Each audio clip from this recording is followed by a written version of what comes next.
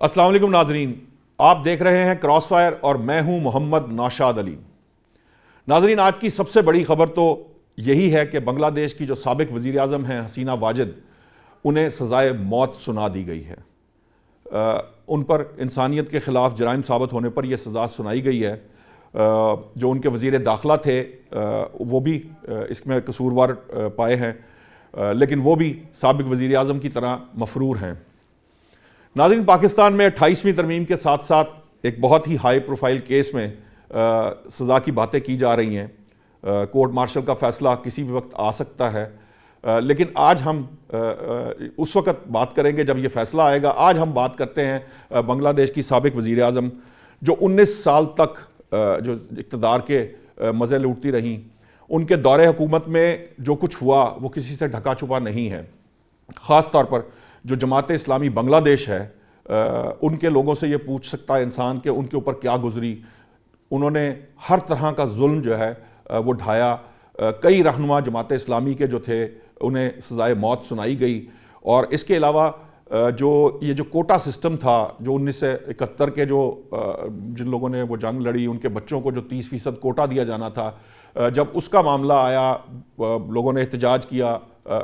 لیکن حسینہ واجد نے کسی کی ایک نہ سنی۔ پھر سپریم کورٹ نے وہ کوٹا ختم کر دیا، لیکن اس وقت تک جو طلبہ تحریک تھی وہ اس حد تک زور پکڑ چکی تھی کہ پھر وہ رکنے کا اس نے نام نہیں لیا۔ اس سے پہلے جب جو حسینہ واجد کی انتظامیہ ہے، جو ان کے لوگ ہیں، انہوں نے ظلم و ستم اس طرح سے ڈھایا کہ 200 کے قریب جو افراد تھے وہ شہید ہو چکے تھے اس پوری تحریک کے اندر، جس کی وجہ سے وہ تحریک جو ہے وہ سول نافرمانی میں بدلتی چلی گئی۔ اور ایک وقت آیا سینکڑوں لوگ شہادتیں ہوئیں، اسٹوڈنٹس جو تھے انہوں نے سینے پر گولیاں کھائیں، اور ایک وقت پھر ایسا آیا کہ جو حسینہ واجد ہیں انہیں مستعفی ہونا پڑا۔ نہ صرف مستعفی ہونا پڑا بلکہ ملک سے فرار بھی اختیار کرنا پڑا۔ وہ بھارت جا کر بیٹھ گئیں، اور جو اس وقت سچویشن ہے وہاں پر جو بھارت نواز حکومت تھی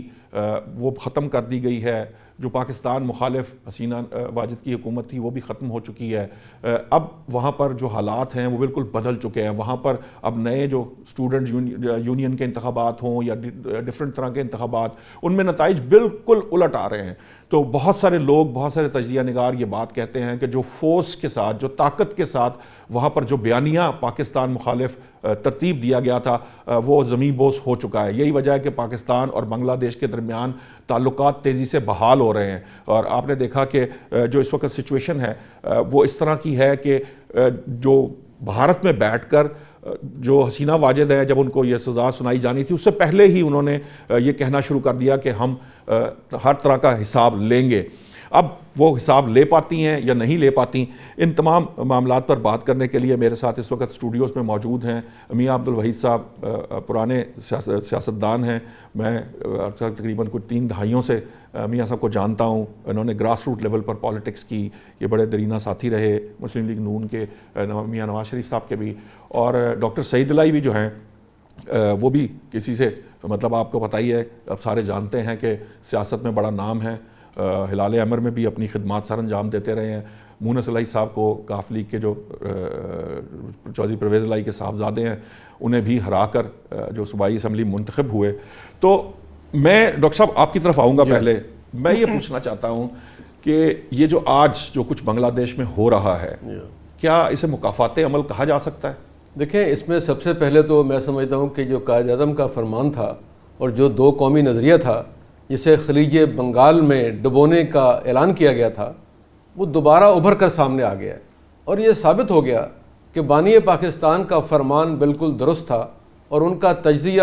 اور ان کا اندازہ بھی ٹھیک تھا کہ 2 قومیں اور 2 نظریہ ہے، اور اسی بنیاد پہ 2 ملک بنیں گے۔ اور اس میں خوشی کی بات یہ تھی کہ پاکستان بنانے میں صف اول کے لوگ تو بنگالی تھے۔ مسلم لیگ بنانے میں، تحریک چلانے میں، تعلیم میں، کاروبار میں، ہر چیز میں بنگالی اس سے آگے تھے، سب سے آگے تھے۔ اور اب آپ یہ دیکھیں کہ ابھی بھی جو نوجوان نسل ہے ان کی، اس کی آپ یہ دیکھیں فہم و دانش دیکھیے کہ آج بھی جب قائد اعظم یا علامہ اقبال کا ذکر ہوتا ہے تو لوگ وہ کہتے ہیں کہ جناب یہ مصور پاکستان، تصور پاکستان اور بانی پاکستان ہمارے اور اب سب کے ایک ہی تھے۔ بعد میں 2 بھائی ناراض ہو کے علیحدہ ہو گئے، علیحدہ گھر بنا لیے، لیکن پھر اگلی جنریشن، آپ کو میں ایک مثال دیتا ہوں کہ ہمارے خاندان میں کچھ لوگ جو بڑے تھے آپس میں لڑے ہوئے تھے، تو وہ ایک دوسرے کے مرنے پہ جنازوں پہ نہیں گئے، لیکن جب اگلی پشت آئی تو انہوں نے آپس میں صلح بھی کر لی اور بڑوں کی صلح بھی کروائی. تو مجھے یوں لگا کہ یہ ہمارے خاندان کی ایک کہانی دہرائی جا رہی ہے کہ پہلی پشت ناراض ہوئی، ایک دوسرے کے خون کے پیاسے ہوئے، اور پھر غلط فہمیاں دور ہوئیں، آہستہ آہستہ نوجوان نسل کو شعور ملا، تعلیم ملی، ایکسپوجر ملا، تو انہوں نے اندازہ ہوا کہ یہ ہمارے بھائی ہیں، ہمارے بھائیوں کی اولاد ہیں، ہمارے نظریات مشترکہ ہیں، ہمارا رہن سہن ہر چیز ایک ہے. ڈاکٹر صاحب، آپ کو نہیں لگتا کہ جو کچھ بنگلہ دیش میں ہوا ہے، یہ آپ یوں کہیے کہ طاقت کے جسے کہتے ہیں نا، طاقت کے ذریعے اگر آپ بیانیہ بنا کر فورس کرنے کی کوشش کرتے ہیں جب آپ جو اپنے بیانیے کو، تو پھر کہیں نہ کہیں ایک وقت آتا ہے کہ عوام جو ہے نا اس کے اگینسٹ ریٹیلیٹ کرتے ہیں. یہ وہ غصہ تھا، غم و غصہ تھا جو شاید دہائیوں سے بنگلہ دیشی عوام کے اندر بھرا ہوا تھا، جس کے بعد انہوں نے اس کو مطلب دیکھیے سپریم کورٹ نے ختم کر دیا کوٹا سسٹم، لیکن اس کے باوجود وہ تحریک رک نہیں پائی. پھر وہ جو ظلم و ستم جو جاری رہا گزشتہ 2 دہائیوں سے تقریباً حسینہ واجد صاحبہ کی حکومت کا، پھر انہوں نے اس کا بھرپور جواب دیا. دیکھیں، آپ نے اپنے ابتدائی کلمات میں جو کہا تھا کہ جو بڑے سینئر ترین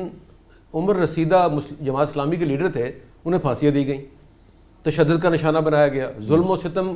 کی انتہا کی گئی، پورے ملک میں ایک بدترین آمریت قائم کی گئی، اور آمریت بھی ایسی کہ جو بھارت کی سرپرستی میں، مودی صاحب کی سرپرستی میں قائم تھی. اور وہاں پہ جس طرح کے آپ دیکھیں اقدامات کیے گئے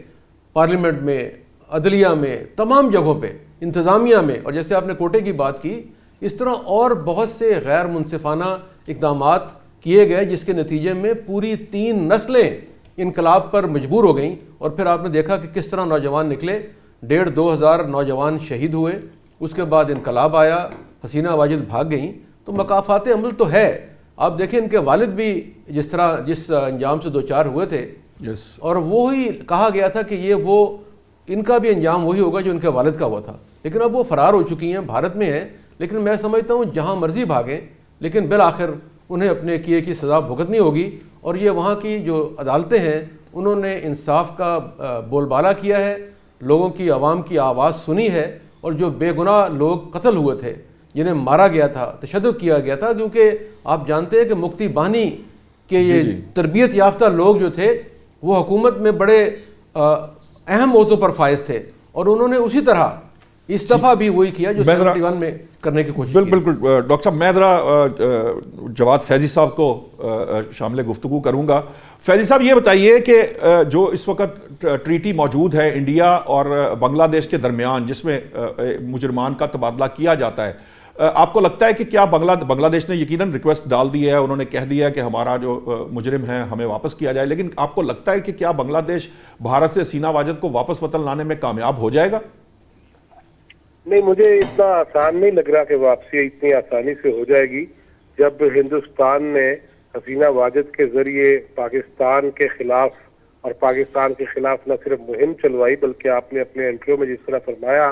کہ وہ ضعیف اور باریش ہمارے بزرگوں کو جس طرح پھانسی کے گھاٹ چڑھایا گیا، جس طرح پاکستان کے خلاف نفرت اس نے اپنے عوام میں، قوم میں، بین الاقوامی سطح پہ پھیلانے کی کوشش کی، اور جس طرح پاکستان کے خلاف پالیسیاں بنائی، اور جس طرح ہندوستان کی کٹ پتلی بن کے جس طرح کردار ادا کیا، تو میں نہیں سمجھتا کہ ہندوستان اتنی آسانی سے مان جائے گا. ہندوستان تو اقوام متحدہ کی جو قراردادیں ہیں وہ نہیں مان رہا، تو وہ کس طرح ٹریٹی ہوگی؟ بہت سارے ممالک میں ہوتی ہے، لیکن ہندوستان تو اس وقت اگر وہ ان کے حوالے کر دے گا تو پھر جو فتنۃ الہندوستان کے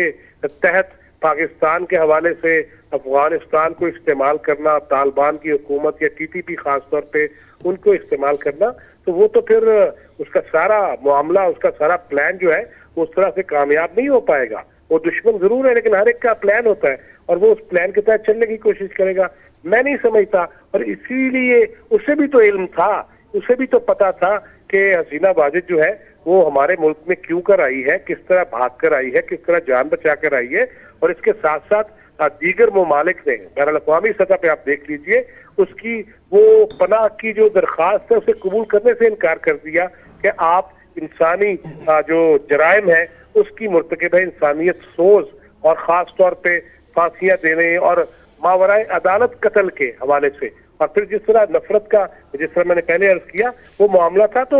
اگر کوئی اور ملک لینے کو تیار نہیں ہے تو ہندوستان بھی، میرا خیال ہے، میری دانش میں ذاتی طور پہ، وہ اس طرح سے جو ہے وہ حسینہ واجد کو، بنگلہ دیش کو واپس اتنی آسانی سے نہیں کرے گا۔ آگے چل کے دیکھتے ہیں کہ بنگلہ دیش بین الاقوامی حوالوں سے کس سٹیج پہ جاتا ہے، کس پلیٹ فارم پہ جاتا ہے، پاکستان کس طرح کی سفارتکاری مزید اچھی کرتا ہے، اور اس کے سلسلے میں کیا کیا ثبوت و شواہد جو وہ ہیں وہ مل کے اور ڈاکٹر صاحب کو دیے جا سکتے ہیں ڈھاکہ میں، اور کس طرح آگے بڑھا جا سکتا ہے، کیونکہ اس کی وجہ یہ ہے کہ ہم بھی ڈسے ہوئے ہیں، ہم بھی ڈنگے ہوئے ہیں ہندوستان کے، اور اگر بنگلہ دیش بھی ڈنگا ہوا ہے، ڈسا ہوا ہے، تو اس کو مل کے ایک پالیسی بھی بنانی چاہیے۔ لیکن چونکہ ٹریٹی ان دو ممالک کے درمیان ہے تو انہیں ہی اپنی جو ہے وہ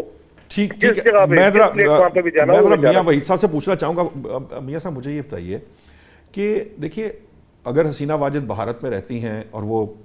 بدلہ لینے کی بھی باتیں کر رہی ہیں، تمام ادھار چکانے کی بات کر رہی ہیں، وہ کہہ رہی ہیں کہ جو کچھ اب ہو رہا ہے اس کا بدلہ ہم لیں گے، آپ کو کیا لگتا ہے کہ جو ان کی جماعت ہے، کیا وہ یہ جو اب اس وقت پاکستان اور بنگلہ دیش کے درمیان حالات بہتر ہو رہے ہیں، یقیناً وہ بیانیہ تو حسینہ واجد کا یا شیخ مجیب الرحمان کا کہہ لیجئے، وہ بیانیہ تو اب زمین بوس ہو چکا ہے، کیا حسینہ واجد آنے والے وقت میں آپ کو سروائیو کرتی نظر آ رہی ہیں؟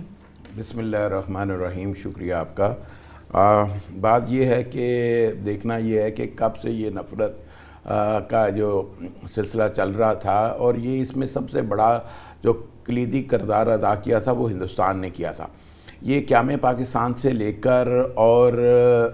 آج تک دیکھیں تو انڈیا نے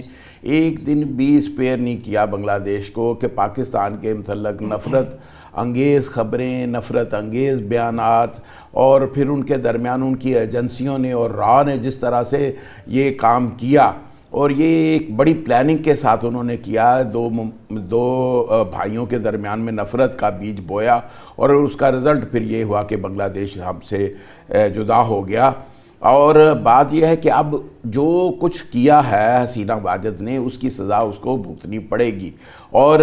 یہ اب یہ قصہ پرانیہ ہو گیا۔ اب وہ دیکھیں نا، ایک تو ایج اس کی اتنی ہے، اب نہ اس کی جماعت، میں نہیں سمجھتا کہ اگلے کوئی 50 سال میں بھی کوئی اس کی جماعت جو ہے وہ بنگلہ دیش کے اوپر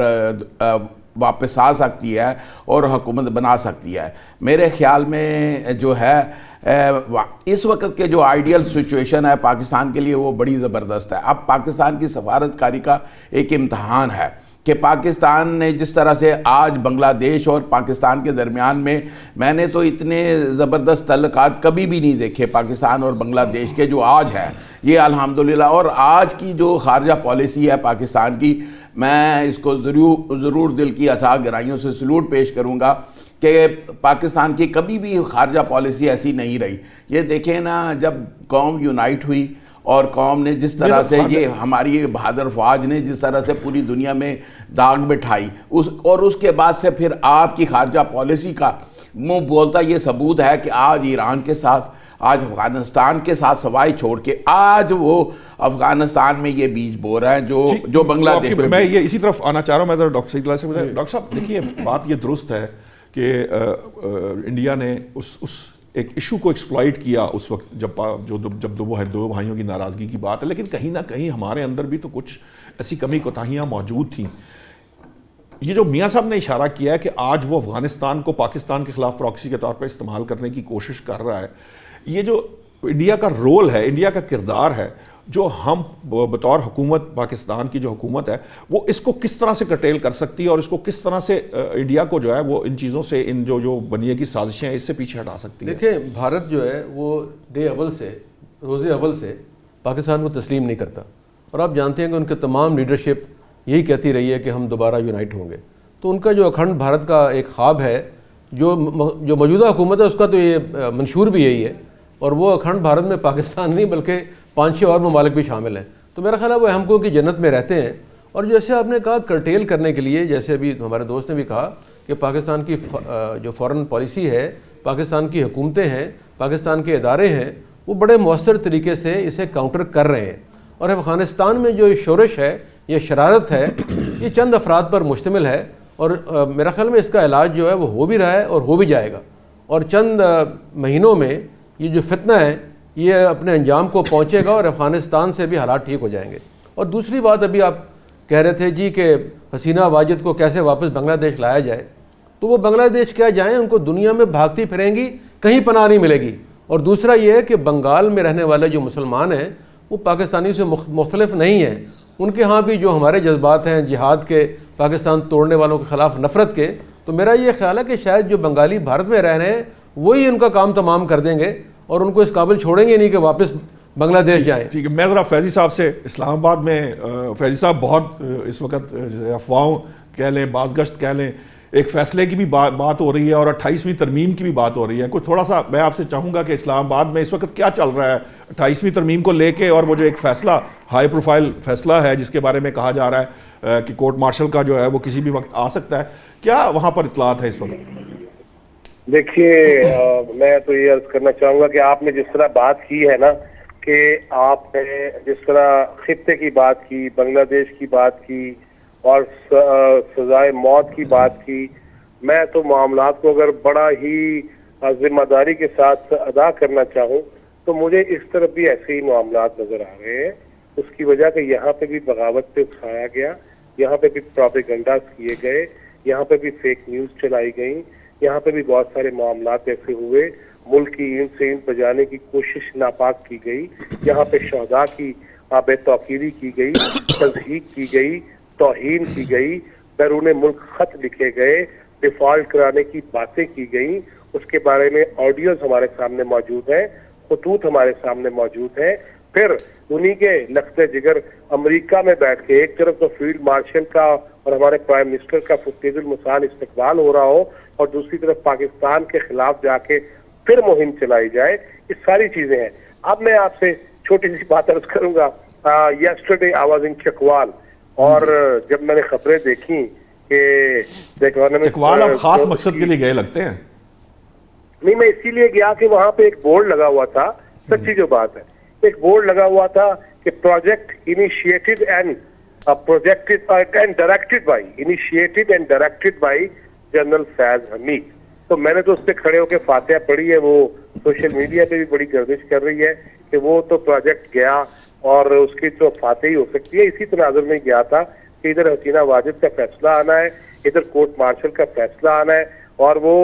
ایک آدھ دن میں نہیں تو 2-4 دنوں میں آ جائے گا، اور یہ طے ہے، اور یہ طے ہے اسمگلنگ کا معاملہ ہو تو تب بھی میرے فیلڈ مارشل نے اپنے ہی ادارے کے کئی لوگوں کو فارغ کر دیا جو اس میں انوالو پائے گئے۔ اسی طرح اس ملک کے اندر آگ لگانے میں، اس ملک کے اندر کچھ ایسے کلبز کے اندر سے خواتین کو تیار کر کے انہیں روحانی بنانا، پھر ریاست مدینہ